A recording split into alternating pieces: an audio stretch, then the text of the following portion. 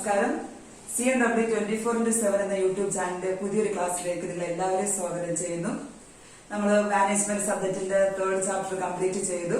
ആദ്യം നമ്മൾ first chapter economic environment, രണ്ടാമത്തേത് വർക്കിംഗ് ക്യാപിറ്റൽ മാനേജ്മെന്റ്, മൂന്നാമത് നമ്മൾ കഴിഞ്ഞ ക്ലാസ് വരെ ഡിസ്കസ് ചെയ്തത് ക്യാപിറ്റൽ ബഡ്ജറ്റിംഗ് അല്ലെങ്കിൽ ലോങ് റൺ ഇൻവെസ്റ്റ്മെന്റ് ഡിസിഷൻ.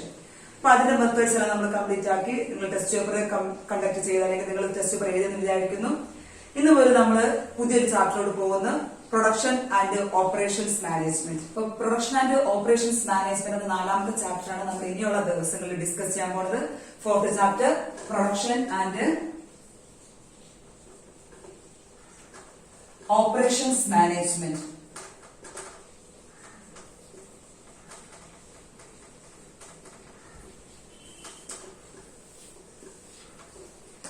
ഒരു ബിസിനസ് സ്ഥാപനം ആരംഭിച്ചതുകൊണ്ട് മാത്രം അത് വിജയത്തിൽ എത്തണമെന്ന് നിർബന്ധമില്ല.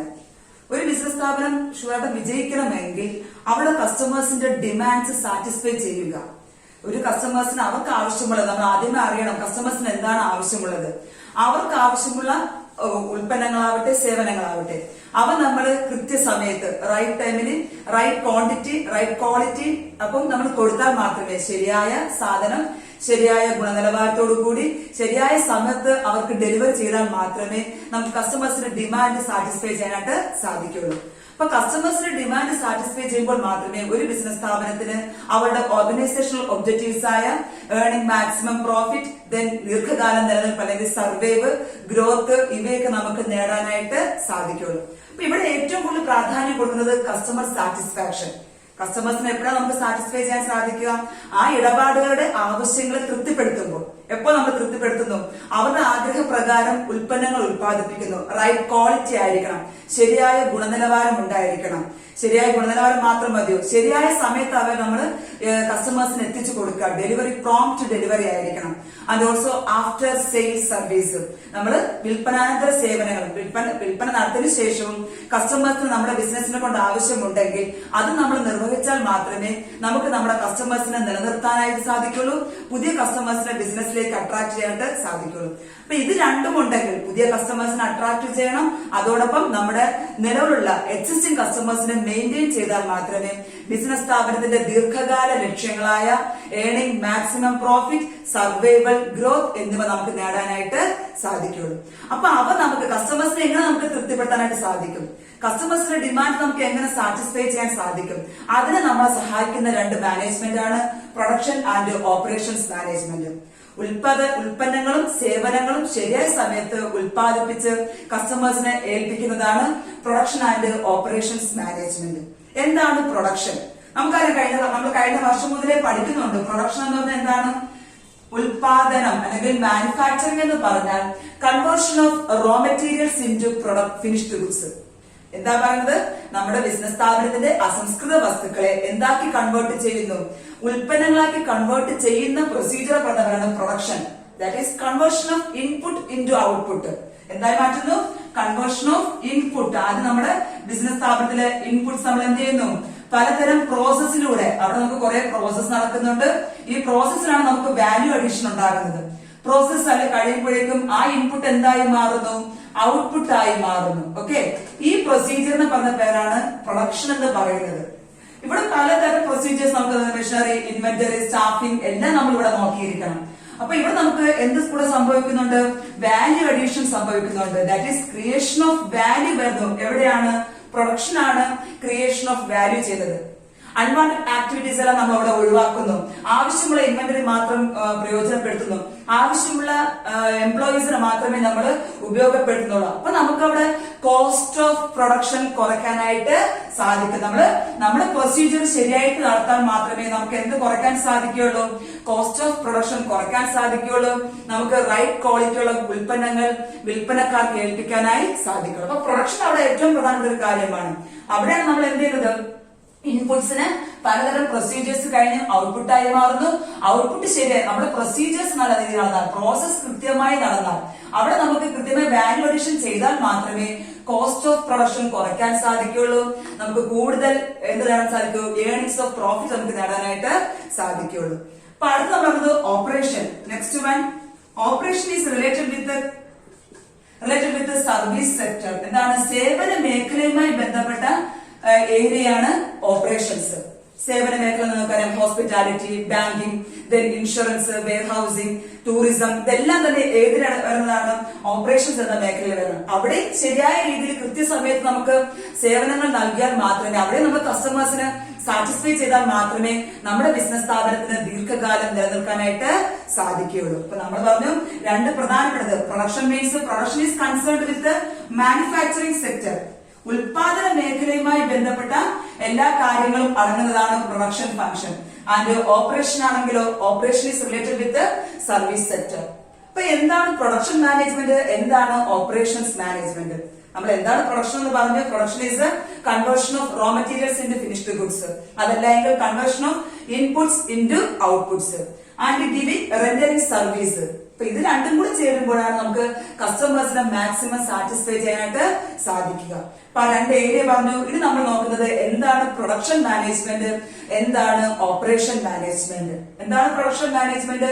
When we R applying management principles in the area of manufacturing sector, അല്ലെങ്കിൽ പ്രൊഡക്ഷൻ സിസ്റ്റത്തിൽ, പ്രൊഡക്ഷൻ പ്രൊസീജിയറിൽ നമ്മൾ പഠിച്ച മാനേജ്മെന്റ് പ്രിൻസിപ്പിൾസ് അപ്ലൈ ചെയ്യുമ്പോൾ ആ പ്രൊഡക്ഷൻ സിസ്റ്റത്തിന് എന്തായി മാറുന്നു? പ്രൊഡക്ഷൻ മാനേജ്മെന്റ് ആയി മാറുന്നു. നമുക്കറിയാം മാനേജ്മെന്റ് പ്രിൻസിപ്പിൾസ്, നമുക്കറിയാം എന്തൊക്കെയാണ് മാനേജ്മെന്റ് പ്രിൻസിപ്പിൾസ്, മാനേജ്മെന്റ് ഫംഗ്ഷൻസ് ഒക്കെ നമ്മൾ കഴിഞ്ഞ വർഷം മുതലേ പഠിക്കുന്നുണ്ട്. ഈ വർഷം നമ്മൾ പഠിച്ചു മാനേജ്മെന്റ് പ്രിൻസിപ്പിൾ ബിസിനസ് സ്റ്റഡീസിൽ.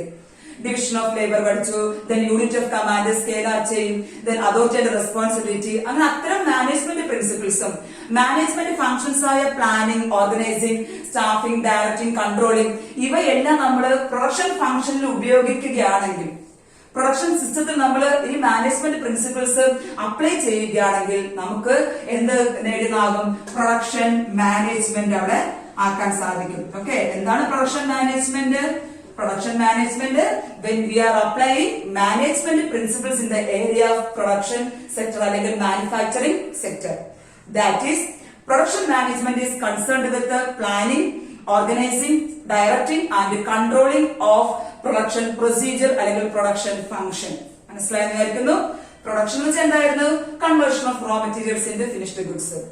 നമ്മൾ മാനേജ്മെന്റ് പ്രിൻസിപ്പിൾ പ്രൊഡക്ഷൻ ഏരിയയിൽ നമ്മൾ അപ്ലൈ ചെയ്യുകയാണെങ്കിൽ ആ ഏരിയയിൽ പറയുന്ന പേരാണ് production management. Okay, applying management principles. Then management functions. ഏതൊക്കെയാണ് മാനേജ്മെന്റ് ഫംഗ്ഷൻസ്? പ്ലാനിംഗ്,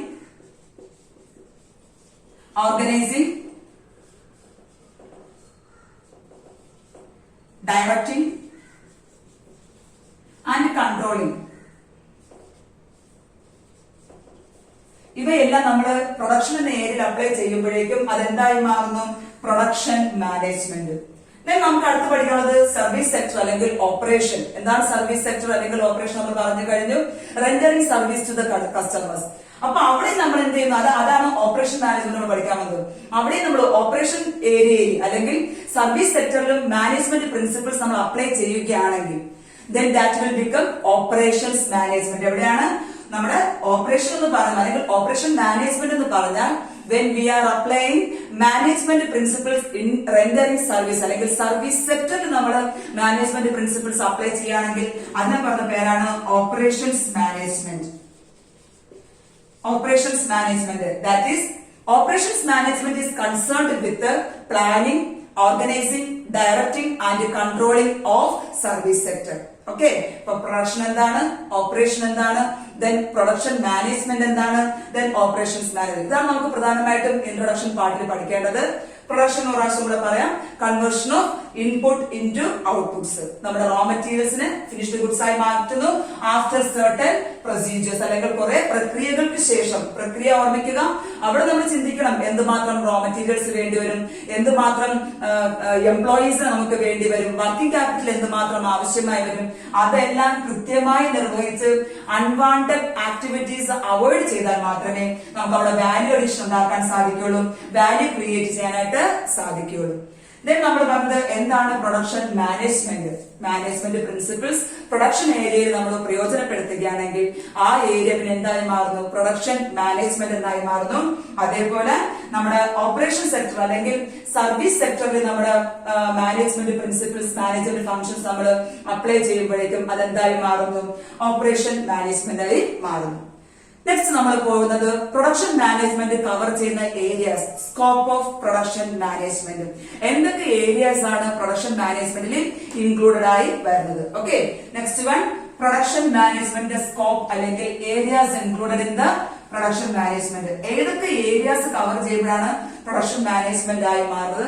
ഇത് നമ്മൾ അങ്ങോട്ടേക്ക് പ്രൊഡക്ഷൻ മാനേജ്മെന്റും ഓപ്പറേഷൻ മാനേജ്മെന്റിന്റെ കൂടുതൽ ഡീറ്റെയിൽസ് ആണ് പഠിക്കാൻ വന്നത്. ഫസ്റ്റ് നമ്മൾ നോക്കുന്നത് പ്രൊഡക്ഷൻ മാനേജ്മെന്റ് സ്കോപ്പ്. ഓക്കെ, ഏതൊക്കെ ഏരിയ ആണ് വരുന്നത്? Production management scope of production management നോക്കാം എന്തൊക്കെയാണ്. ഒന്നാമത്തേത് production planning, product planning and development. Product planning and development. എന്താണ് പ്രോഡക്റ്റ് പ്ലാനിംഗ്? മാർക്കറ്റിംഗ് ഡിപ്പാർട്ട്മെന്റ്, നമുക്കറിയാം മാർക്കറ്റിംഗ് ഡിപ്പാർട്ട്മെന്റ് അവര് കസ്റ്റമേഴ്സിനോട്ട് കൂടുതൽ അടുപ്പമാണ്. അവർ മാർക്കറ്റിംഗ് സർവേസിലൂടെയും മാർക്കറ്റിംഗ് റിസർച്ചിലൂടെയും കൂടുതൽ ഇൻഫർമേഷൻ കളക്ട് ചെയ്യുന്നു. എന്താണ് ഇപ്പോൾ കസ്റ്റമേഴ്സിന് ആവശ്യമുള്ളത്, അല്ലെങ്കിൽ കസ്റ്റമേഴ്സ് ഡിമാൻഡ് ചെയ്യുന്ന ഉൽപ്പന്നം ഏതാണെന്ന്.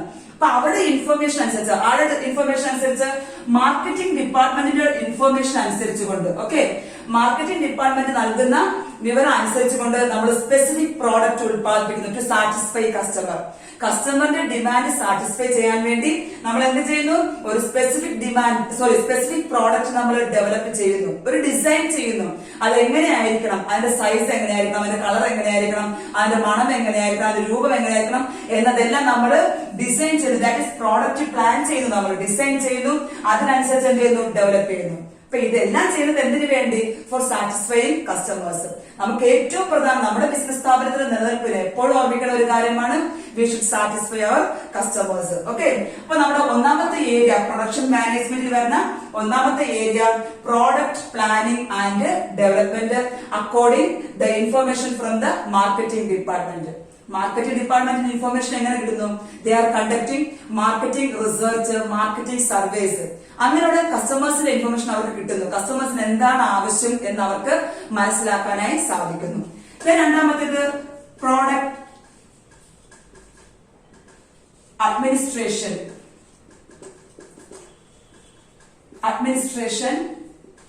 Production administration. ഇവിടെ നമുക്ക് 3 ഏരിയാസ് കവർ ചെയ്യാനുണ്ട്.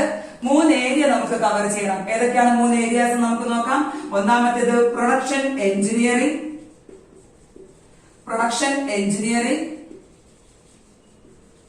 then production planning,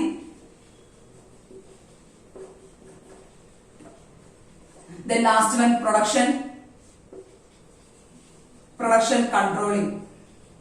ഓക്കെ, ഈ 3 ഏരിയ അടങ്ങുന്നതാണ് പ്രൊഡക്ഷൻ അഡ്മിനിസ്ട്രേഷൻ എന്ന് പറയുന്നത്. എന്താണ് പ്രൊഡക്ഷൻ എഞ്ചിനീയറിംഗ് എന്ന് പറഞ്ഞാൽ? അത് നമ്മുടെ plant location, machinery arrangement, plant ലേഔട്ടുമായി ബന്ധപ്പെട്ടതാണ് പ്രൊഡക്ഷൻ എഞ്ചിനീയറിംഗ്. അപ്പൊ നമ്മുടെ 3 ഏരിയസിൽ നമ്മളൊന്ന് പറഞ്ഞു പ്രൊഡക്ഷൻ എഞ്ചിനീയറിംഗ് എന്താണെന്ന് പറഞ്ഞു. നെക്സ്റ്റ് നമ്മൾ പോകുന്നത് production planning. Planning is a well organised production programme. നമ്മുടെ ബിസിനസ് സ്ഥാപനത്തിലെ ഉൽപാദനവുമായി ബന്ധപ്പെട്ട് എന്ത് ഉൽപ്പന്നം ഉൽപ്പാദിപ്പിക്കണം, അല്ലെങ്കിൽ എന്തുമാത്രം അത് ഉൽപ്പാദിപ്പിക്കണം, അത് ആര് ഉൽപ്പാദിപ്പിക്കണം, എന്നാണ് ഇതിന്റെ ഉൽപാദന പ്രക്രിയ എന്ന് ആരംഭിക്കണം, അവസാനിക്കണം എന്നതിനെ കുറിച്ച് കൃത്യമായി പ്ലാൻ ചെയ്ത് തയ്യാറാക്കുന്ന പ്രോഗ്രാമിന് പറഞ്ഞ പേരാണ് പ്രൊഡക്ഷൻ പ്ലാനിംഗ്. പ്രൊഡക്ഷൻ പ്ലാനിംഗ് കൊണ്ട് പ്രൊഡക്ഷൻ കംപ്ലീറ്റ് ആക്കാൻ പറ്റുമോ? അല്ല. നമ്മുടെ പ്ലാനിംഗ് അനുസരിച്ച് എല്ലാം ശരിയായി പോകുന്നതോ, ആക്ച്വൽ പെർഫോമൻസും പ്ലാനിങ്ങും ഒരുമിച്ച് പോകുന്നതോ, അല്ലെങ്കിൽ അവിടെ എന്തെങ്കിലും വ്യത്യാസം വരുന്നുണ്ടോ എന്ന് നോക്കുന്നതാണ് പ്രൊഡക്ഷൻ കൺട്രോളിംഗ്. അപ്പൊ ഈ ഏരിയ നമ്മൾ വീണ്ടും പറയും, ഡീറ്റെയിൽ നമ്മൾ പറയുന്നുണ്ട് ഓരോ ഏരിയയും. അപ്പം ഈ 3 ഏരിയയും ചെയ്യുന്നതാണ് പ്രൊഡക്ഷൻ അഡ്മിനിസ്ട്രേഷൻ. എന്താണ് പ്രൊഡക്ഷൻ അഡ്മിനിസ്ട്രേഷൻ വരുന്ന 3 areas?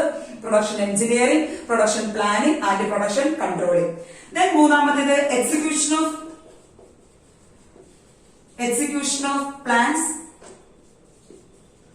Plans, policies and decisions.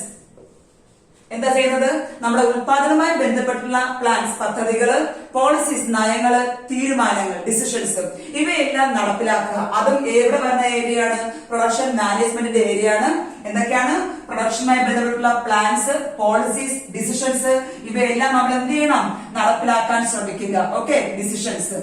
Then നാലാമത്തെ ഏരിയ എന്ന് പറയുന്നത് ഒന്നാമത്തേത് പ്രൊഡക്ഷൻ പ്ലാനിംഗ് ആൻഡ് ഡെവലപ്മെന്റ്, രണ്ടാമത്തേത് അഡ്മിനിസ്ട്രേഷൻ പ്രൊഡക്ഷൻ അഡ്മിനിസ്ട്രേഷൻ, മൂന്നാമത്തേത് execution of plans policies and decisions, നാലാമത്തേത് ഡിപ്പെൻഡന്റ് സർവീസസ്. ഡിപ്പെൻഡന്റ് സർവീസസ് അനുബന്ധ സേവനങ്ങൾ. ഓക്കെ, അനുബന്ധ സേവനങ്ങൾ ആൻഡ് ഡിപ്പാർട്ട്മെന്റ്സ്. നാലാമത്തെ ഏരിയ എന്ന് പറയുന്നത് നമ്മുടെ പ്രൊഡക്ഷൻ കഴിഞ്ഞു, എന്താക്കി കഴിഞ്ഞു, നമ്മൾ ഇൻപുട്സിന് ഔട്ട്പുട്സ് ആയിട്ട് മാറ്റി കഴിഞ്ഞു. ഉൽപാദനം കംപ്ലീറ്റ് ആയിട്ട് നമുക്ക് അതേപോലെ നമുക്ക് കസ്റ്റമേഴ്സിനെ ഏൽപ്പിക്കാൻ പറ്റൂല. അവിടെ വേറെ കുറെ പ്രൊസീജിയേഴ്സ് വീണ്ടും ഉണ്ട്. സ്റ്റാൻഡർഡൈസേഷൻ നോക്കണം, ഗുണനിലവാരം ചെക്ക് ചെയ്യണം, ദെൻ നമുക്ക് ക്വാളിറ്റി കൺട്രോൾ നോക്കണം, ഇൻവെന്ററി കൺട്രോൾ നോക്കണം, പാക്കേജിംഗ് സെക്ഷൻ നോക്കണം. അതുപോലുള്ള അനുബന്ധ സേവനങ്ങൾ കഴിഞ്ഞാൽ മാത്രമേ നമ്മുടെ ഉൽപ്പന്നം കസ്റ്റമേഴ്സിനെ ഏൽപ്പിക്കാൻ വിൽപ്പന നടത്താനായി നമുക്ക് സാധിക്കുള്ളൂ. അപ്പൊ എന്തൊക്കെ വരുന്നുണ്ട് ഇവിടെ? ഡിപ്പെൻഡന്റ് സർവീസ് നമുക്ക് വരുന്നത് സ്റ്റാൻഡർഡൈസേഷൻ. ഓക്കെ, ഉൽപ്പന്നത്തിന്റെ നിലവാരം നമുക്ക് ചെക്ക് ചെയ്യാനുണ്ട്. Standardisation, then quality control, then inventory control. ഇതെല്ലാം കഴിഞ്ഞതിന് ശേഷം മാത്രമേ നമ്മുടെ ബിസിനസ് സ്ഥാപനത്തിന് ബിസിനസ് ഉൽപ്പാദിപ്പിച്ച ഉൽപ്പന്നം നമുക്ക് വിൽപ്പനയ്ക്കാനൊക്കെ സാധിക്കുകയുള്ളൂ. ഓക്കെ, ഈ 4 ഏരിയയാണ് പ്രധാനമായും പ്രൊഡക്ഷൻ മാനേജ്മെന്റിന്റെ സ്കോപ്പിൽ വരുന്നത്, വ്യാപ്തിക്കകത്ത് വരുന്നത്. എന്തൊക്കെയാണ് നമുക്ക് നോക്കാം. ഒന്നാമത്തേത് പ്രോഡക്റ്റ് പ്ലാനിംഗ്. അപ്പോൾ പ്ലാൻ ചെയ്യുന്നത് ഏതനുസരിച്ചായിരിക്കണം? The information from the marketing department. അവർ നൽകുന്ന ഇൻഫർമേഷൻ അനുസരിച്ച് നമ്മളൊരു സ്പെസിഫിക് പ്രോഡക്റ്റ് തയ്യാറാക്കുക ടു സാറ്റിസ്ഫൈ കസ്റ്റമർ. ദെൻ രണ്ടാമത്തേത് പ്രൊഡക്ഷൻ അഡ്മിനിസ്ട്രേഷൻ. 3 ഏരിയ ഞാൻ പറഞ്ഞു, production engineering, production planning and production controlling. മൂന്നാമത്തേത് execution of plans policies and decisions. നാലാമത്തേത് അനുബന്ധ സേവനങ്ങൾ, dependent service and dependent departments. Okay, ഈ 4 ഏരിയയും കവരുന്നതാണ് പ്രൊഡക്ഷൻ മാനേജ്മെന്റ്. അപ്പൊ എന്തിനു വേണ്ടി പ്രൊഡക്ഷൻ മാനേജ്മെന്റ് ഉണ്ടാവണം? നമ്മുടെ ബിസിനസ് സ്ഥാപനത്തിന് പ്രൊഡക്ഷൻ മാനേജ്മെന്റ് അപ്പൊ കുറെ നമ്മൾ മാനേജ്മെന്റ് പഠിച്ചു. വർക്കിംഗ് ക്യാപിറ്റൽ മാനേജ്മെന്റ് പഠിക്കുന്നുണ്ട്, financial management, marketing management, purchase management, personnel management, അങ്ങനെ ഓരോ ഡിപ്പാർട്ട്മെന്റും പഠിക്കുന്നുണ്ട്. അവർക്ക് ഓരോരുത്തർക്കും വ്യക്തിപരമായ ലക്ഷ്യങ്ങളുമുണ്ട് അവർക്ക് നേടാൻ വേണ്ടി, സ്ഥാപനത്തിന് വേണ്ടി. അതേപോലെ പ്രൊഡക്ഷൻ മാനേജ്മെന്റിനും ഉണ്ട് അതിന്റേതായ കുറെ ലക്ഷ്യങ്ങൾ, അതിന്റെ ഇമ്പോർട്ടൻസ്. എന്തിനു വേണ്ടി നമ്മുടെ ബിസിനസ് സ്ഥാപനത്തിൽ നമുക്ക് പ്രൊഡക്ഷൻ മാനേജ്മെന്റ് വേണം? പ്രധാനമായിട്ടും വേണ്ടത് നമുക്ക് എന്ത് തന്നെയാണ്? പ്രൊഡക്ഷൻ മാനേജ്മെന്റ് ഉണ്ടെങ്കിൽ നമുക്ക് സ്പീഡി, എളുപ്പത്തിൽ നമുക്ക് നമ്മുടെ പ്രൊഡക്ഷൻ കംപ്ലീറ്റ് ചെയ്യാനായിട്ട് സാധിക്കും. ഓക്കെ, രണ്ടാമത്തത് ക്വാളിറ്റേറ്റീവ് ആയിട്ടുള്ളത്, ഗുണനിലവാരമുള്ള സാധനം നമുക്ക് ഉത്പാദിപ്പിക്കാനായിട്ട് സാധിക്കും. അതിന്റെ qualitative and reducing cost of production, നമുക്ക് കുറയ്ക്കാനായിട്ട് സാധിക്കുന്നുണ്ട്.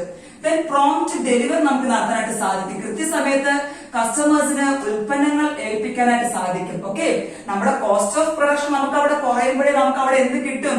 പ്രോഫിറ്റ് കിട്ടും. ഓക്കെ, അപ്പൊ ഇതൊക്കെയാണ് പ്രധാനമായിട്ടും ജനറൽ ആയിട്ട് പറയുമ്പോൾ ഒരു പ്രൊഡക്ഷൻ മാനേജ്മെന്റിന്റെ ലക്ഷ്യം അല്ലെങ്കിൽ അതിന്റെ പ്രാധാന്യം എന്ന് പറയുന്നത്. എന്തൊക്കെയാണ്? സ്പീഡി പ്രൊഡക്ഷൻ നടത്താൻ സാധിക്കും, സത്വരം അല്ലെങ്കിൽ പെട്ടെന്ന് നമുക്ക് ഉൽപാദന പ്രക്രിയ പൂർത്തിയാക്കാനായി സാധിക്കും. ദെൻ ഗുണനിലവാരമുള്ളത്, കസ്റ്റമേഴ്സിന് ആവശ്യമുള്ള ഗുണനിലവാരം കൂടിയ ഉൽപ്പന്നം നമുക്ക് ഉൽപ്പാദിപ്പിക്കാനായിട്ട് സാധിക്കും. Then reducing cost of production. ഞാൻ നേരത്തെ പറഞ്ഞു പ്രോസസ്സിന്റെ സമയത്ത് വാല്യൂ അഡീഷൻ എന്ന വാക്ക് പറഞ്ഞു. അവിടെ എന്താണ്? അൺവാണ്ടഡ് ആക്ടിവിറ്റീസ്, അൺവാണ്ടഡ് എംപ്ലോയീസ്, അനാവശ്യ പ്രവർത്തനങ്ങൾ, അനാവശ്യമായിട്ട് നമുക്ക് അധികം എംപ്ലോയീസ് ഉണ്ടെങ്കിൽ കൂടുതൽ വേസ്റ്റ് ആക്കാതെ നമുക്ക് എന്ത് ചെയ്യാൻ പറ്റും? കോസ്റ്റ് ഓഫ് പ്രൊഡക്ഷൻ നമുക്ക് അവിടെ കുറയ്ക്കാനായിട്ട് സാധിക്കും. അതുവഴി നമുക്ക് കൂടുതൽ പ്രോഫിറ്റ് നേടാൻ സാധിക്കും. ദെൻ പ്രോംപ്റ്റ് ഡെലിവറി, കൃത്യസമയത്ത് നമുക്ക് ഉൽപ്പന്നം കസ്റ്റമേഴ്സിന്റെ അടുക്കൽ എത്തിക്കാൻ, അവരെ വെയിറ്റ് ചെയ്യാതെ തന്നെ അവർക്ക് കൂടുതൽ സമയം വെയിറ്റ് ചെയ്യേണ്ട ആവശ്യമില്ല. അതിനു മുമ്പ് നമ്മൾ എന്ത് ചെയ്യുന്നു? ഉൽപ്പന്നം അവിടെ കൈകൾ എത്തുന്നു. ഇതാണ് പൊതുവായി പറഞ്ഞത്. പക്ഷെ ഒരു പ്രൊഡക്ഷൻ ഡിപ്പാർട്ട്മെന്റ് ഒരു ബിസിനസ് സ്ഥാപനത്തിലുണ്ടെങ്കിൽ പല തരത്തിലുള്ള ഇൻട്രസ്റ്റഡ് പാർട്ടീസ് ഉണ്ടാകും. ബിസിനസിനെ നോക്കുന്ന, ബിസിനസിന്റെ പ്രവർത്തനങ്ങൾ ഉറ്റുനോക്കുന്ന പല ഇൻട്രസ്റ്റഡ് പാർട്ടീസ് ഉണ്ടായിരിക്കും. അവർക്കും പ്രത്യേകം പ്രൊഡക്ഷൻ മാനേജ്മെന്റിനെ കൊണ്ട് പ്രാധാന്യമുണ്ട്, അവർക്കും ഗുണമുണ്ട്. ഓക്കെ, നമുക്ക് നോക്കാം എന്തൊക്കെയാണ് ഈ പ്രൊഡക്ഷൻ മാനേജ്മെന്റിനെ കൊണ്ട് മറ്റ് പാർട്ടികൾക്കുണ്ടാകുന്ന ലക്ഷ്യങ്ങൾ എന്തൊക്കെയാണെന്ന്. ഒന്നാമത്തെ ഇൻട്രസ്റ്റഡ് പാർട്ടി എന്ന് പറയുന്നത് കൺസ്യൂമേഴ്സ്. കൺസ്യൂമേഴ്സിന് എന്ത് തന്നെയാണ് നമ്മൾ പറഞ്ഞു കഴിഞ്ഞു. കൺസ്യൂമേഴ്സിന് എന്തായിരുന്നു? റൈറ്റ് ക്വാണ്ടിറ്റി, ശരിയായ അളവിൽ, റൈറ്റ് ക്വാളിറ്റി, ശരിയായ ഗുണനിലവാരമുള്ളത്, then prompt delivery, after sales service. ഇതെല്ലാം അവർക്ക് കിട്ടണമെങ്കിൽ, അവർ ആഗ്രഹിക്കുന്ന ഉൽപ്പന്നം നല്ല ഗുണനിലവാരത്തോടു കൂടി ശരിയായ അളവിലും തൂക്കത്തിലും ശരിയായ സമയത്ത് അവർക്ക് ലഭിക്കണമെങ്കിൽ അവിടെ എന്തുണ്ടായിരിക്കണം? പ്രൊഡക്ഷൻ മാനേജ്മെന്റ് ഉണ്ടായിരിക്കണം. ഓക്കെ, എന്തൊക്കെയാണ് അവർ ആഗ്രഹിക്കുന്നത്? Right quantity, then quality, then delivery time prompt ആയിരിക്കണം, then after sales service. Okay, after sales service, വിൽപ്പനാനന്തര സേവനങ്ങളും അവിടെ ഉണ്ടാവണം. എങ്കിലും കസ്റ്റമർ സാറ്റിസ്ഫൈ ചെയ്യാനായിട്ട് സാധിക്കുള്ളൂ. അപ്പോൾ പ്രൊഡക്ഷൻ മാനേജ്മെന്റ് ഉണ്ടെങ്കിൽ കൺസ്യൂമേഴ്സിന് ലഭിക്കുന്നത് ശരിയായ അളവിൽ ശരിയായ ഗുണനിലവാരത്തിലുള്ള സാധനങ്ങൾ നമുക്ക് കൃത്യസമയത്ത് ലഭിക്കുന്നുണ്ട്. രണ്ടാമത്തേത് എംപ്ലോയീസ്. എംപ്ലോയീസ് എങ്ങനെയാണ് പ്രൊഡക്ഷൻ മാനേജ്മെന്റിലുള്ള ഗുണനിലവാരം എങ്ങനെയാണ്? എംപ്ലോയീസിന് പ്രൊഡക്ഷൻ മാനേജ്മെന്റ് നമ്മൾ നേരത്തെ പറഞ്ഞു, പ്രൊഡക്ഷൻ മാനേജ്മെന്റ് ശരിയായി എഫിഷ്യന്റ് ആയി എഫക്റ്റീവായി പ്രവർത്തിക്കുകയാണെങ്കിൽ അവർക്ക് കോസ്റ്റ് ഓഫ് പ്രൊഡക്ഷൻ കുറയ്ക്കാൻ സാധിക്കും, സെയിൽസ് ഇൻക്രീസ് ചെയ്യാൻ സാധിക്കും. അങ്ങനെ വരുമ്പോഴേക്കും ഡിമാൻഡ് കൂടും, സെയിൽസ് കൂടും, നമ്മുടെ ബിസിനസ് സ്ഥാപനത്തിന് കൂടുതൽ ലാഭം നേടാനായി സാധിക്കും. ബിസിനസ് സ്ഥാപനത്തിന് ലാഭം നേടുമ്പോൾ അതിന്റെ നേട്ടം ആർക്ക് കിട്ടുന്നുണ്ട്? എംപ്ലോയീസിന് കിട്ടുന്നുണ്ട്. They will get more remuneration. അവർക്ക് എന്ത് കിട്ടുന്നു? കൂടുതൽ ശമ്പളം കിട്ടുന്നു. റെമ്യൂണറേഷൻ ആകാം, അത് വേജസ് ആകാം, സാലറി ആകാം, ദെൻ ബോണസ് ആകാം. ഓക്കെ, അവർക്ക് സാറ്റിസ്ഫൈഡ് ഉള്ള ബിസിനസ് സ്ഥാപനത്തിന് ജോബ് സെക്യൂരിറ്റി ഉണ്ടാകാൻ സാധ്യതയുണ്ട്. കൃത്യമായി പ്രൊഡക്ഷൻ നടക്കുകയാണെങ്കിൽ, വിൽപ്പന നടക്കുകയാണെങ്കിൽ അവിടെ ജോലിക്ക് ഒരു പ്രശ്നവും വരത്തില്ല, അവരെ പിരിച്ചുപിടിക്കുകയോ ഒന്നും ചെയ്യുകയില്ല. അതോടൊപ്പം തന്നെ അവർക്ക് കൂടുതൽ റെമ്യൂണറേഷൻ കിട്ടുന്നുണ്ട്, ബോണസ് അവർക്ക് കിട്ടാൻ സാധ്യതയുണ്ട്. എങ്ങനെയാണെങ്കിൽ പ്രൊഡക്ഷൻ മാനേജ്മെന്റ് ശരിയായ രീതിയിൽ എഫിഷ്യന്റ് ആൻഡ് എഫക്റ്റീവ് ആയിട്ട് അവർ പ്രവർത്തിക്കുകയാണെങ്കിൽ അവർക്ക് കൂടുതൽ ലാഭം നേടാനായിട്ട് സാധിക്കും. മൂന്നാമത്തെ പാർട്ടീസ്, നമ്മുടെ ബിസിനസ് സ്ഥാപനത്തിന്റെ പ്രവർത്തനങ്ങൾ നോക്കുന്ന അടുത്ത പാർട്ടിയാണ് ഇൻവെസ്റ്റേഴ്സ്. നമ്മുടെ ബിസിനസിന് ആവശ്യമുള്ള ക്യാപിറ്റൽ നൽകിയവർ, പണം നൽകിയവർ. ഇൻവെസ്റ്റേഴ്സ് എന്താണ് കൂടുതൽ ആഗ്രഹിക്കുന്നത്? അവർ മുതൽ മുടക്കിയ ക്യാപിറ്റലിന് കൂടുതൽ റിട്ടേൺ, മോർ റിട്ടേൺ ആണ് അവർക്ക് വേണ്ടത്. ഡിവിഡന്റ് ആകാം, ഇൻട്രസ്റ്റ് ആകാം, എന്താണെങ്കിലും. അപ്പൊ അവർ മുടക്കിയ ഇൻവെസ്റ്റ്മെന്റിന് കൂടുതൽ റിട്ടേൺ ആഗ്രഹിക്കുന്നു. അപ്പൊ പ്രൊഡക്ഷൻ മാനേജ്മെന്റ് അവിടെ ഉണ്ടെങ്കിൽ, നല്ലൊരു പ്രൊഡക്ഷൻ മാനേജ്മെന്റ് ആണെങ്കിൽ അവർക്ക് എന്ത് ചെയ്യാൻ സാധിക്കും? കോസ്റ്റ് ഓഫ് പ്രൊഡക്ഷൻ കുറയ്ക്കാൻ സാധിക്കും, സെയിൽസ് ഇൻക്രീസ് ചെയ്യാൻ സാധിക്കും, അതോടൊപ്പം കൂടുതൽ പ്രോഫിറ്റ് നേടാൻ സാധിക്കും. അതനുസരിച്ച് ഇൻവെസ്റ്റേഴ്സിന് മോർ റിട്ടേൺ കൊടുക്കാൻ സാധിക്കും. നമ്മുടെ ബിസിനസ് സ്ഥാപനത്തിന്റെ വാല്യൂ കൂടുകയാണെങ്കിൽ, നമ്മുടെ ബിസിനസ് സ്ഥാപനത്തിന് കൂടുതൽ റിട്ടേൺ കിട്ടുകയാണെങ്കിൽ, പ്രോഫിറ്റ് കൂടുകയാണെങ്കിൽ ബിസിനസ് സ്ഥാപനത്തിന്റെ ഷെയർ വാല്യൂ ഇൻക്രീസ് ചെയ്യും. ഓക്കെ, അത് നമുക്ക് അറിയാവുന്ന കാര്യമാണ്. ഓഹരി വിപണി ഉണരും. നമ്മുടെ ബിസിനസിന്റെ സ്ഥാപനത്തിന് ലാഭം കൂടുതൽ കിട്ടുമ്പോൾ ഓട്ടോമാറ്റിക്കായിട്ട് എന്ത് കൂടും? ബിസിനസ് സ്ഥാപനത്തിന്റെ ഷെയർ വാല്യൂ ഇൻക്രീസ് ചെയ്യും. ഷെയർ വാല്യൂ കൂട്ടുമ്പോൾ ആർക്കാണ് കൂടുതൽ ഗുണമുണ്ടാവുക? ഇൻവെസ്റ്റേഴ്സിന് കൂടുതൽ ഗുണമുണ്ടാകും. ഓക്കെ, അപ്പം ഒന്നാമത്തേത് കൺസ്യൂമേഴ്സിന് ഗുണമുണ്ട്, രണ്ടാമത്തേത് എംപ്ലോയീസിന്, മൂന്നാമത്തേത് ഇൻവെസ്റ്റേഴ്സ്, നാലാമത്തേത് സപ്ലയേഴ്സ്.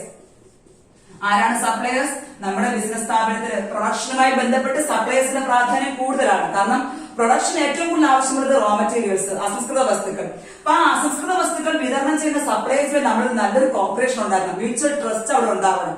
ആ മ്യൂച്വൽ ട്രസ്റ്റ്, മ്യൂച്വൽ കോപ്പറേഷൻ ഒക്കെ നമുക്ക് കിട്ടണമെങ്കിൽ നമ്മൾ കൃത്യസമയത്ത് അവർക്ക് അവിടെ കയ്യിൽ നിന്ന് വാങ്ങിയ റോ മെറ്റീരിയൽസിന് പൈസ പേയ്മെന്റ് നടത്തിയിരിക്കണം. അവർക്ക് പേയ്മെന്റ് നടത്തണമെങ്കിൽ നമ്മുടെ കയ്യിൽ എന്തുണ്ടാവണം? നമ്മുടെ കയ്യിൽ ആവശ്യത്തിന് പണം ഉണ്ടാവണം, നമ്മുടെ കയ്യിൽ പ്രോഫിറ്റ് വഴി നമുക്ക് പണം കിട്ടിയിരിക്കണം, വർക്കിംഗ് ക്യാപിറ്റൽ നമുക്ക് ഉണ്ടാവണം. അപ്പൊ അങ്ങനെ നമുക്ക് അവരുമായിട്ട് മ്യൂച്വൽ ട്രസ്റ്റ് നമുക്ക് നേടാനായി സാധിക്കും. മ്യൂച്വൽ ട്രസ്റ്റ് ഉണ്ട്, ദെൻ കോപ്പറേഷൻ ഉണ്ട്, സഹകരണമുണ്ട്, ദെൻ പ്രോംപ്റ്റ് പേയ്മെന്റ്. ഓക്കെ, കൃത്യസമയത്ത് നമുക്ക് അവരുടെ പണം നൽകാനായി സാധിക്കും. എങ്ങനെയാണെങ്കിൽ നല്ലൊരു പ്രൊഡക്ഷൻ മാനേജ്മെന്റ് ബിസിനസ് സ്ഥാപനത്തിൽ ഉണ്ടെങ്കിൽ. ദെൻ അഞ്ചാമത്തേത് community.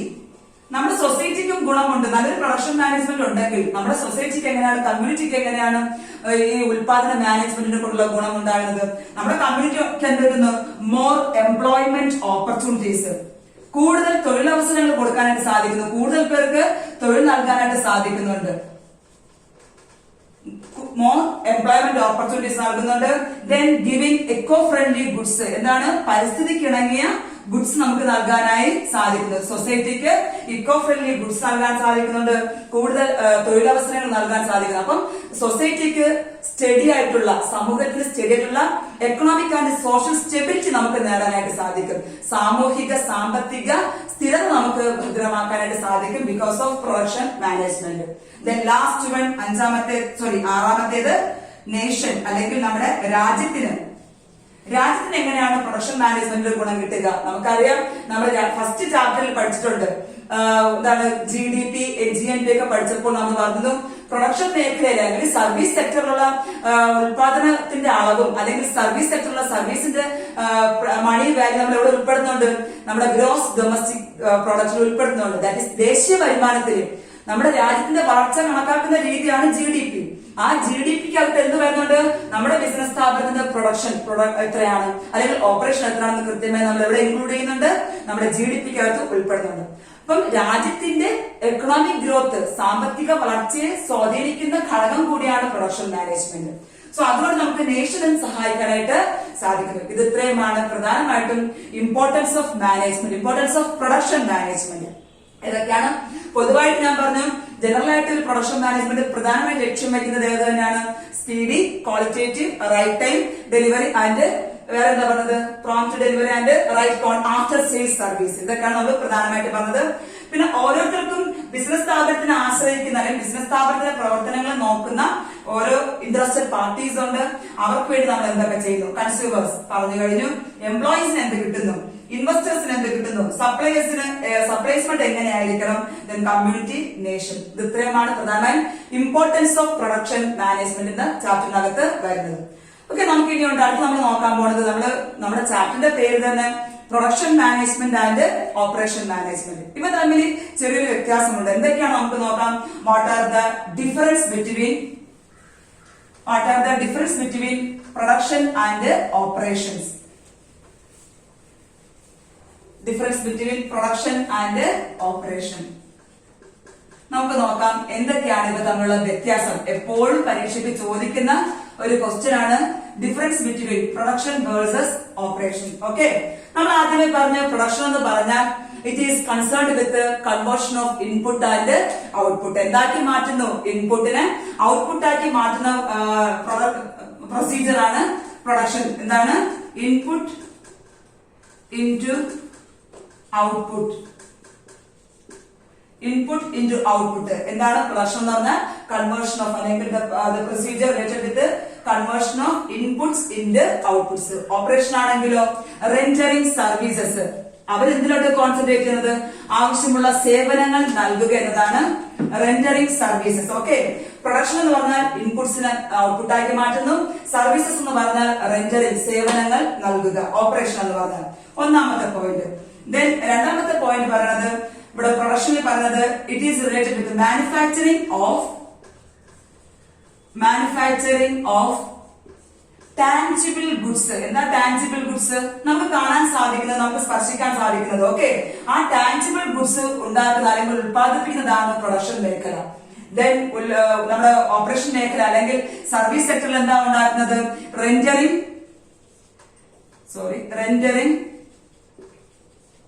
intangible rendering services of intangible services നൽകുന്നതാണ് ഓപ്പറേഷൻ മേഖല. അവിടെ നമുക്ക് സർവീസസ് കാണാൻ പറ്റുന്നുണ്ടോ? ഒരു ഡോക്ടർ നൽകുന്ന സേവനം നമുക്ക് കാണാനായിട്ട് സാധിക്കുന്നില്ല. അല്ലെങ്കിൽ ഒരു ടൂറിസം മേഖല നൽകുന്ന സേവനം, ഇൻഷുറൻസ് മേഖല നൽകുന്ന സേവനം നമുക്ക് കാണാൻ സാധിക്കുന്ന, നമുക്ക് അനുഭവിക്കാനായിട്ട് അത് സാധിക്കുന്നുണ്ട്. സോ പ്രൊഡക്ഷൻ മേഖല എന്ന് വെച്ചാൽ ഇൻപുട്ടിനെ ഔട്ട്പുട്ടായിട്ട് മാറ്റുന്നു. ഇവിടെ നമുക്ക് സേവനങ്ങൾ നൽകുന്നു. ഇവിടെ മാനുഫാക്ചറിംഗ് ഓഫ് ടാൻജിബിൾ ഗുഡ്സ് നൽകുന്നു. ഇവിടെ ഇൻടാൻജിബിൾ സർവീസസ് ആണ് നമ്മൾ നൽകുന്നത്. ദെൻ മൂന്നാമത്തേത് production is used as A narrow sense. ഒരു ഇടുങ്ങിയ ചിന്താഗതി. കാരണം ഇവിടെ നമുക്ക് നാരോ സെൻസ്, ഇവിടെ നമ്മൾ ഉപയോഗിക്കുന്നത് പ്രൊഡക്ഷൻ എന്ന് വെച്ചാൽ എന്ത് മാത്രമാണ് പറയുന്നത്? Conversion of raw materials in finished goods. പക്ഷെ അതിനുശേഷം വീണ്ടും കുറെ പ്രവർത്തനങ്ങളുണ്ട്. അവ കംപ്ലീറ്റ് ആക്കിയാൽ മാത്രമേ നമ്മുടെ കസ്റ്റമേഴ്സിനെ ഏൽപ്പിക്കാൻ നമുക്ക് സാധിക്കുള്ളൂ. അപ്പൊ അതുകൊണ്ട് നമുക്ക് പ്രൊഡക്ഷൻ മീൻസ് അത്രയേ ഉള്ളൂ. എന്താണ്? Conversion of raw materials in finished goods. പക്ഷെ ഇവിടെ ഓപ്പറേഷൻ അങ്ങനെയല്ല, വിവിധ മേഖലകൾ അടങ്ങിയതാണ് ഓപ്പറേഷൻ വരുന്നത്. So it is used as a broad sense. അപ്പൊ കുറെ കൂടെ വിശാലമായ മേഖലയാണ് ഓപ്പറേഷൻ സർവീസ് സെക്ടർ. പക്ഷെ കുറച്ചുകൂടെ താരതമ്യം ചെയ്യുമ്പോൾ ഏതുമായി? സർവീസ് സെക്ടറുമായി താരതമ്യം ചെയ്യുമ്പോൾ ഇതിനെ നമ്മൾ നാരോ സെൻസറാണ് നമ്മൾ ഉപയോഗപ്പെടുത്തുന്നത്. ദെൻ നാലാമത്തേത് ഹാവിംഗ് നോ ക്ലോസിംഗ് സ്റ്റോക്ക്. ഇവിടെ എന്തില്ല പിള്ളേരെ? Having closing stock. ഇവിടെ നമുക്ക് ക്ലോസിംഗ് സ്റ്റോക്ക് ഉണ്ട്. ഇൻവെന്ററി ആണ് നമ്മൾ കൂടുതൽ ഉപയോഗിക്കുന്നത്. പ്രൊഡക്ഷൻ നമ്മൾ raw materials, work in progress, finished goods അവ പ്രയോജനപ്പെടുത്തുമ്പോൾ നമുക്ക് എന്തുണ്ടാകും? സ്വാഭാവികമായും ബിസിനസ് സ്ഥാപനത്തിന് എപ്പോഴും ക്ലോസിംഗ് സ്റ്റോക്ക് ഉണ്ടായിരിക്കും. പക്ഷെ സർവീസ് വിഭാഗത്തിൽ എന്ത് ഇല്ല? Having no closing stock. അവിടെ നമുക്ക് ക്ലോസിംഗ് സ്റ്റോക്ക് ഇല്ല. അവിടെ സേവനമാണ് നൽകുന്നത്. അവിടെ തീർന്നു, നമുക്കത് സൂക്ഷിച്ചു വെക്കാൻ പറ്റത്തില്ല. ഇന്ന് കൊടുക്കാൻ പറ്റുന്ന സേവനം നമുക്കത് സൂക്ഷിച്ച് നാളത്തേക്ക് മാറ്റി വെക്കാനായിട്ട് സാധിക്കത്തില്ല. അപ്പൊ അവിടെ ക്ലോസിംഗ് സ്റ്റോക്ക് ഇല്ല, മറക്കരുത്. നമ്മുടെ പ്രൊഡക്ഷൻ വിഭാഗത്തിൽ നമുക്ക് സാധനങ്ങൾ അടുത്ത വർഷത്തേക്ക് അല്ലെങ്കിൽ മാറ്റി വെക്കാനായിട്ട് സാധിക്കും. അത് ഫിനിഷ്ഡ് ഗുഡ്സിന്റെ ഇൻവെന്ററി ഏതും ആകാം, വർക്കിംഗ് ക്യാപിറ്റൽ റോ മെറ്റീരിയൽ ആകട്ടെ, വർക്ക് ഇൻ പ്രോഗ്രസ് ആയിക്കോട്ടെ, ഫിനിഷ്ഡ് ഗുഡ്സ് ആയിക്കോട്ടെ. ദെൻ അഞ്ചാമത്തേത് demand is regular. Demand is regular. എപ്പോഴും നമുക്ക് ഇതിന് ഡിമാൻഡ് ഉണ്ടാകും. ഉൽപ്പന്നങ്ങൾ പ്രോഡക്ട്സിന് എപ്പോഴും ഡിമാൻഡ് ഉണ്ടായിക്കൊണ്ടേയിരിക്കും. ഒന്നുകിൽ ഈ ഉൽപ്പന്നം അല്ലെങ്കിൽ വേറൊരു ഉൽപ്പന്നം, എപ്പോഴും പ്രൊഡക്ഷൻ വിഭാഗം സജീവമാണ്. പക്ഷെ സർവീസ് സെക്ടറിൽ അങ്ങനെയല്ല. Demand is fluctuate. അവിടെ നമുക്ക് ഡിമാൻഡ് എന്ത് ചെയ്യുന്നുണ്ട്, മാറുന്നുണ്ട്. ചിലപ്പോൾ കൂടുന്നു, ചിലപ്പോൾ കുറയുന്നു. ഓക്കെ, ഡിമാൻഡ് ഫ്ലക്ച്വേറ്റ് ചെയ്യുന്നതാണ് ഓപ്പറേഷൻ വിഭാഗത്തിൽ വരുന്നത്. ഇപ്പൊ 5 പോയിന്റ് നമുക്ക് ജസ്റ്റ് നോക്കാം. ഒന്നാമത്തേത് പ്രൊഡക്ഷൻ ഏരിയ കൂടുതലും നോക്കുന്നത് ഇൻപുട്സിന് ഔട്ട്പുട്സ് ആക്കി മാറ്റുന്നു. Operation area service, rendering service ആണ് കൂടുതൽ പ്രാധാന്യം നൽകുന്നത്. ഇവിടെ നമ്മൾ മാനുഫാക്ചറിംഗ് ഓഫ് ടാൻജിബിൾ ഗുഡ്സ്, ഇവിടെ നമ്മൾ rendering service of intangible service ആണ് നമ്മൾ ഇവിടെ നൽകുന്നത്. ദെൻ ഇവിടെ നമ്മൾ നാരോ സെൻസ് ആയിട്ട് ഉപയോഗിക്കുന്നു. ഇവിടെ നമ്മൾ ബ്രോഡ് സെൻസ് മീൻസ് കൂടുതൽ വിഭാഗങ്ങൾ അവിടെ ഉണ്ട്. Broad sense after sale service ഒക്കെ അവിടെ വരുന്നതാണ്. അപ്പൊ നമുക്ക് അവിടെ ക്ലോസിംഗ് സ്റ്റോക്ക് ഇല്ല. ദെൻ അഞ്ചാമത്തെ പോയിന്റ് നമ്മൾ പറയുന്നത് ഡിമാൻഡ് ഈസ് റെഗുലർ. എപ്പോഴും ആവശ്യക്കാരുണ്ടായിരിക്കും. ഉൽപ്പന്നങ്ങൾ വാങ്ങാൻ എപ്പോഴും ആവശ്യക്കാരുണ്ടായിരിക്കും. പക്ഷെ സർവീസിന്റെ കാര്യത്തിൽ അങ്ങനെയല്ല. നമുക്ക് എന്തായിരിക്കും, ഡിമാൻഡ് ഫ്ലക്ച്വേറ്റ് ആണ്. ചിലപ്പോൾ കൂടുതൽ ഡിമാൻഡ് ഉണ്ടാകും, ചിലപ്പോൾ കുറവായിരിക്കും ഉണ്ടാവുക. ദെൻ ആറാമത്തെ പോയിന്റ് എന്ന് പറയുന്നത് it is related with the manufacturing organization. Production is related with the manufacturing organization. Okay, production is related with the manufacturing organization. Operation അങ്ങനെയല്ല, related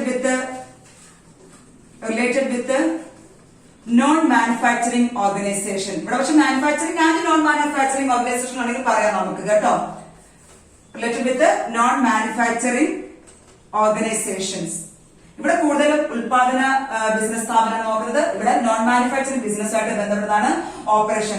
ലാസ്റ്റ് ഡിഫറൻസ് നമുക്ക് ഒരു പോയിന്റ് കൂടെ ഉണ്ട്. പ്രൊഡക്ഷൻ വിഭാഗത്തിലാണെങ്കിൽ എപ്പോഴും അവിടെ കസ്റ്റമേഴ്സിന്റെ ഇൻവോൾവ്മെന്റ് ആവശ്യമില്ല. ഇപ്പൊ നമ്മൾ വാങ്ങാൻ ഉദ്ദേശിക്കുന്ന ഉൽപ്പന്നം ഫാക്ടറിയിൽ പ്രൊഡ്യൂസ് ചെയ്തു, നമ്മൾ നമ്മൾ നോക്കി നിൽക്കുവോ? നമുക്ക് അവിടെ നോക്കേണ്ട കാര്യം നമ്മുടെ കയ്യിൽ എത്തിക്കോളും ആ ഉൽപ്പന്നം. അവിടെ ഉൽപാദന സമയത്ത് നോ ഇൻവോൾവ്മെന്റ് ഓഫ് അല്ലെങ്കിൽ നോ പാർട്ടിസിപ്പേഷൻ ഓഫ് കസ്റ്റമേഴ്സ്. അവിടെ കസ്റ്റമേഴ്സിന്റെ പാർട്ടിസിപ്പേഷൻ ആവശ്യമില്ല, അല്ലെങ്കിൽ ഇൻവോൾവ്മെന്റ് ഓഫ് കസ്റ്റമേഴ്സ് നമുക്ക് വേണ്ട. അവിടെ എവിടെയാണ്, പ്രൊഡക്ഷന്റെ സമയത്ത്. പക്ഷേ ഇവിടെയാണെങ്കിലോ ഓപ്പറേഷൻ അല്ലെങ്കിൽ സേവനം നൽകുമ്പോൾ നമുക്ക് അവിടെ എന്തുണ്ടായിരിക്കണം, കസ്റ്റമേഴ്സിന്റെ പാർട്ടിസിപ്പേഷൻ അവിടെ ഉണ്ടാവണം. Here need customer participation. എവിടെയാണ്, ഓപ്പറേഷൻ. നമുക്കിപ്പം ഒരു ഹോസ്പിറ്റലിൽ പോകുമ്പോൾ രോഗി അവിടെ പ്രസന്റ് ആവണം. ചികിത്സിക്കണമെങ്കിൽ നമുക്ക് അവിടെ ഡോക്ടറുടെ സേവനം നൽകണമെങ്കിൽ അവിടെ ആരുണ്ടാവണം, ആ രോഗി അവിടെ ഉണ്ടാവണം. That is a customer. അപ്പൊ അവിടെ സർവീസ് മേഖലയിലാണെങ്കിൽ presence of customer is needed. But in the case of production ആണെങ്കിൽ involvement of customer not needed. Okay, അവിടെ നമുക്ക് ആവശ്യമില്ല. എവിടെയാണ്, പ്രൊഡക്ഷൻ സമയത്ത് നമുക്ക് കസ്റ്റമറിന്റെ പാർട്ടിസിപ്പേഷൻ ആവശ്യമില്ല. പക്ഷെ ഓപ്പറേഷൻ സമയത്ത് കസ്റ്റമേഴ്സിന്റെ ഇൻവോൾവ്മെന്റ് അവിടെ ഉണ്ടാവണം. അപ്പൊ നമ്മൾ ഇന്ന് പഠിച്ചത് പ്രധാനമായിട്ടും എന്താണ് പ്രൊഡക്ഷൻ, എന്താണ് operation. Production is related with conversion of raw materials in finished goods and rendering services operation. Then എന്താണ് പ്രൊഡക്ഷൻ മാനേജ്മെന്റ്, എന്താണ് ഓപ്പറേഷൻ മാനേജ്മെന്റ് പറഞ്ഞു. അടുത്ത നമ്മൾ ഇമ്പോർട്ടൻസ് പറഞ്ഞു. Speedy, quantitative, qualitative and prompt delivery. Okay, after sale service. ഇതൊക്കെയാണ് production management general ആയിട്ടുള്ള ലക്ഷ്യം. പിന്നെ ഓരോരുത്തർക്കും എങ്ങനെയാണ് production management importance. Consumers, then employees, അടുത്ത നമ്മൾ ഇൻവെസ്റ്റേഴ്സ്, സപ്ലയേഴ്സ്, കമ്മ്യൂണിറ്റി, നേഷൻ. അത്രയും പറഞ്ഞു. ലാസ്റ്റ് നമ്മൾ പറഞ്ഞ പ്രധാനപ്പെട്ട പോയിന്റ് ആണ് പ്രൊഡക്ഷൻ വേഴ്സസ് ഓപ്പറേഷൻ. ഏതൊക്കെയാണ് ഇത് എന്തുമായി ബന്ധപ്പെട്ട് ഇരിക്കുന്നത്. പ്രൊഡക്ഷൻ എന്ന് പറഞ്ഞാൽ നിങ്ങൾക്ക് അറിയാം, ഞാൻ കുറെ തവണ റിപ്പീറ്റ് ചെയ്തു. 7 പോയിന്റ് ഉണ്ട് നമുക്ക് അവിടെ. ഇത്രയുമാണ് ഇന്ന് നമ്മൾ പഠിച്ചത്. മനസ്സിലായെന്ന് വിചാരിക്കുന്നു. നിങ്ങൾ ഇതുവരെ ഈ ചാനൽ സബ്സ്ക്രൈബ് ചെയ്തിട്ടില്ല എങ്കിൽ തീർച്ചയായും താഴെ കാണുന്ന ചുവന്ന ഐക്കൺ ഒന്ന് പ്രസ് ചെയ്യുക. ദെൻ ബെൽ ഐക്കൺ എനേബിൾ ചെയ്യുമ്പോൾ ഞങ്ങൾ അയക്കുന്ന അപ്ലോഡ് ചെയ്യുന്ന എല്ലാ വീഡിയോസും നിങ്ങൾക്ക് കിട്ടും. Thank you.